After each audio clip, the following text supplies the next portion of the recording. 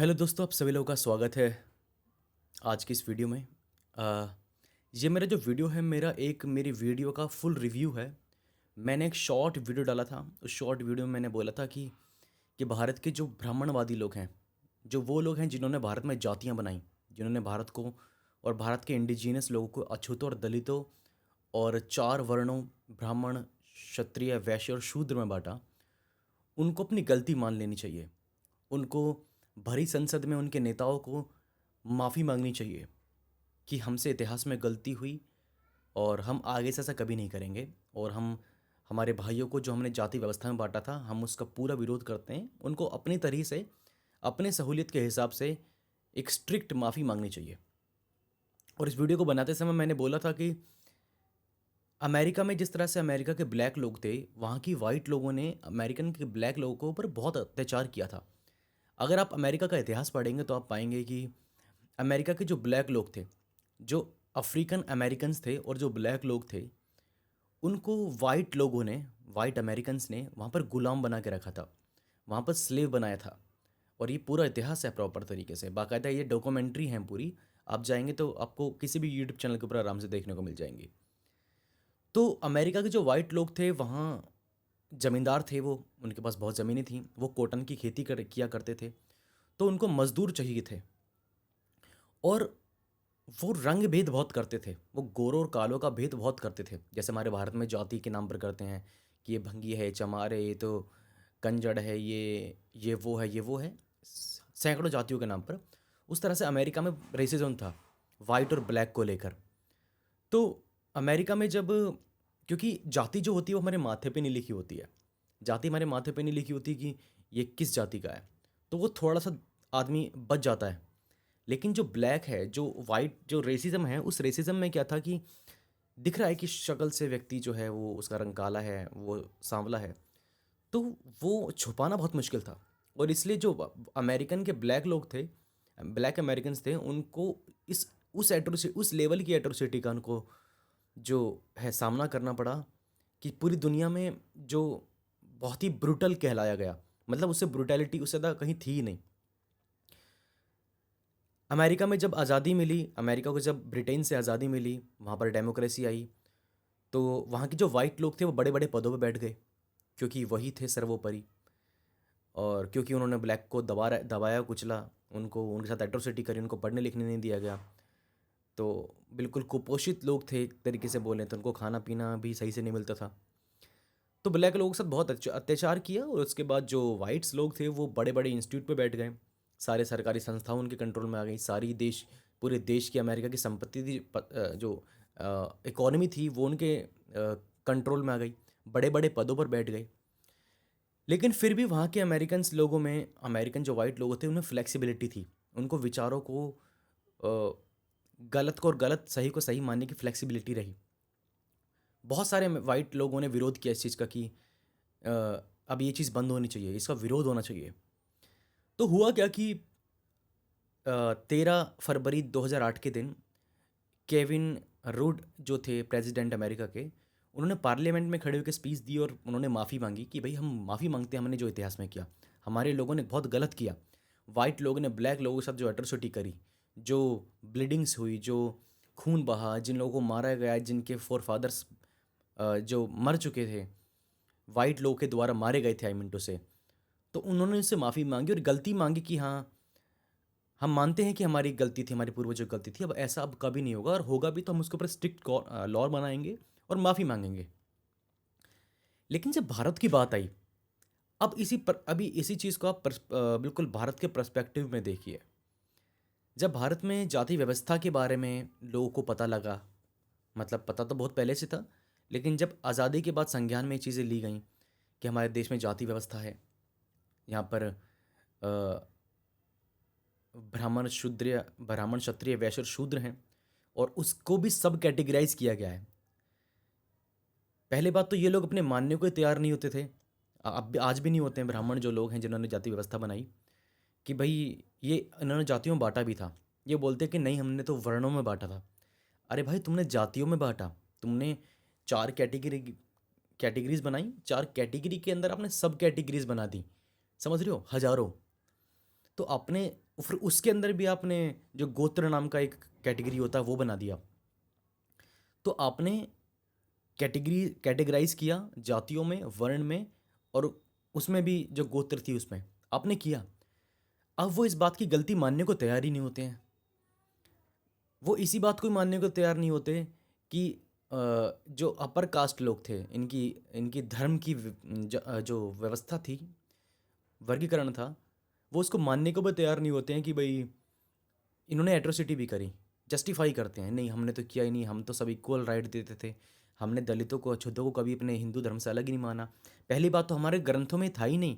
हमारी तो जाति व्यवस्था जो थी, ये हमारे ग्रंथों में नहीं, हमारे ग्रंथों में तो वर्ण व्यवस्था है। जाति व्यवस्था जो है वो तो अंग्रेज हमको देकर चले गए थे। दोस्तों, जो अंग्रेज थे ना, वो इतना इंटरेस्टेड नहीं थे हम लोगों में। उनको हमारे कल्चर में हेर फेर करने का कोई शौक नहीं था। उनको बस धन कमाना था। वो आज भी वही काम कर रहे हैं। आप ब्रिटेन की, आप अमेरिका की, या फिर अमेरिका में बहुत सारी कंट्रीज़ हैं, कनाडा है और यूएसए है। आप यूके की बहुत सारी कंट्रीज़ को देखेंगे तो उनका उद्देश्य एकमात्र सिर्फ पैसा कमाना होता है। तो उन्होंने फूट डालो जो राजनीति करने वाला मामला है, वो मुगलों के बीच में था। वो मुगल के जो जो किंग्स थे, वो आपस में, अलग अलग स्टेट के किंग्स को आपस में जो थे, उनके फूट डालने का काम करते थे।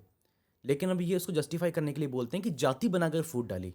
अरे जाति तो आपने बनाई थी, जाति तो आप लोग बना चुके थे। इनके ग्रंथों को पढ़ोगे, इनके ग्रंथों में क्लियर क्लियर सारी चीज़ें मेंशन है। लेकिन ये बोलते हैं कि भाई ग्रंथों की जो मीनिंग है वो लोग समझते ही नहीं हैं। अरे भाई, जो किताबें हैं वो इंसान के लिए बनी हैं। इंसान किताबों के लिए नहीं बना होता। तो जिसका मतलब जो लिखा है, जिस कॉन्टेक्स्ट में लिखा है, वो आराम से समझ आता है।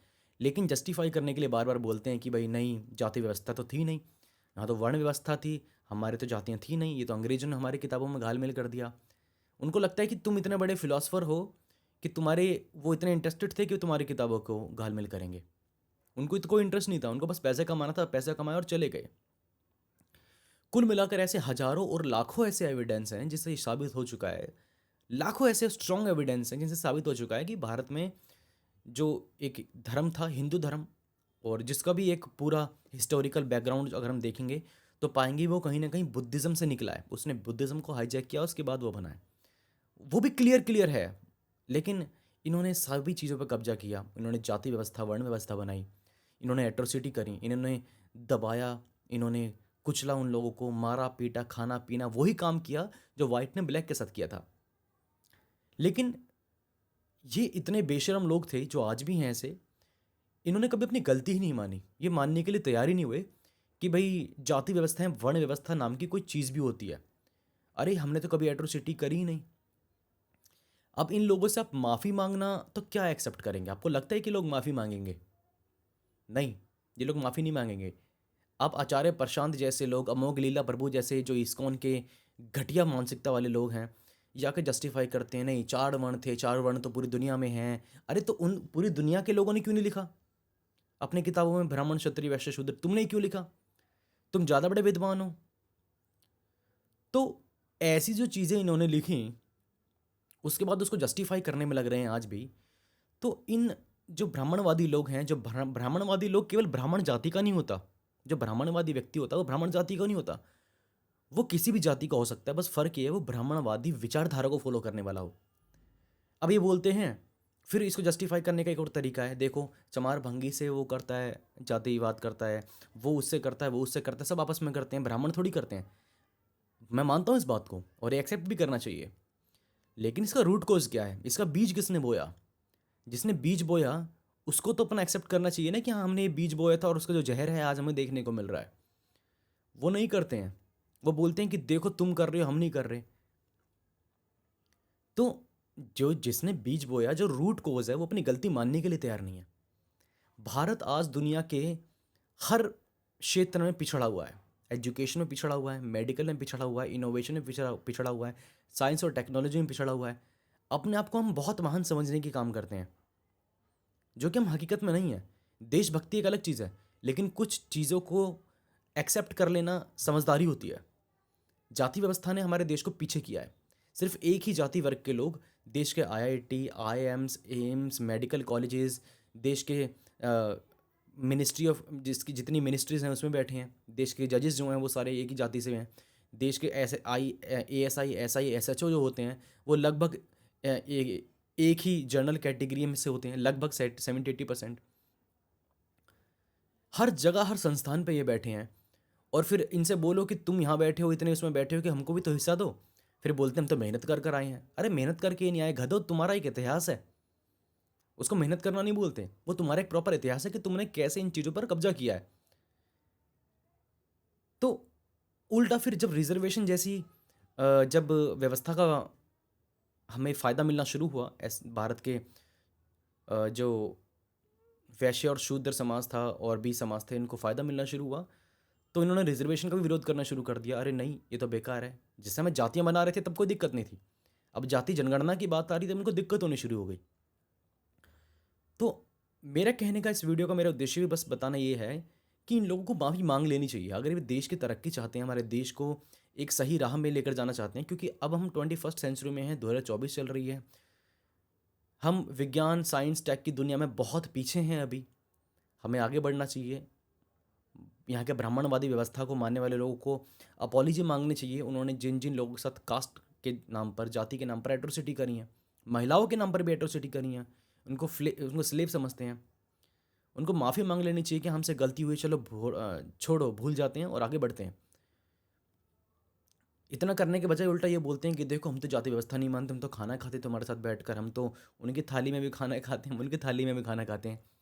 अरे शुक्र मनाओ कि जिनकी थाली में तुम जाकर खाना खाते हो तुम्हें थप्पड़ नहीं मारता। क्योंकि जैसे तुमने काम किए थे, जैसे तुम्हारे पूर्वजों ने काम किए थे इतिहास में, उनको तुम्हारे साथ बैठते ही तुम्हारे गाल पर थप्पड़ मारना चाहिए था। लेकिन वो नहीं मानते हैं, वो तुम्हारी तरह नहीं करते हैं। तो तुम्हें माफ़ी मांगनी चाहिए, लेकिन ये ऐसा काम नहीं कर रहे हैं। देखते हैं, इंतज़ार करते हैं ये लोग ये वाला काम कब करेंगे, माफ़ी कब मानेंगे। मुझे तो नहीं लगता कि ये लोग माफ़ी मांगने वाले हैं जल्दी से और आसानी से। तो इस वीडियो का कंक्लूज़न तो कुछ बहुत हैप्पी एंडिंग टाइप का नहीं होने वाला है, लेकिन ये ट्रुथ है कि हमारे भारत में जाति व्यवस्था है, थी, रहेगी मुझे लगता है। लेकिन इसको ख़त्म सिर्फ एक ही व्यक्ति कर सकता है, वही जिसने इसको बनाया है। अब वो मुझे लगता नहीं कि वो ख़त्म करेंगे, क्योंकि उनको इससे फ़ायदा मिल रहा है, आज भी फ़ायदा मिल रहा है। वो इसके नाम पर अंधविश्वास, भेदभाव फैलाते हैं। उनकी रोटियां इसके चलते रहने से जो हैं घर में रोटियां पकती हैं। तो ये बस मेरा पहला इस तरह का वीडियो था। उम्मीद करता हूँ कि अगर आपको अच्छी लगी होगी तो अपने लास्ट तक अगर आपने इस वीडियो को देखा है तो थैंक यू सो मच। सबको मेरा क्रांतिकारी जय भीम।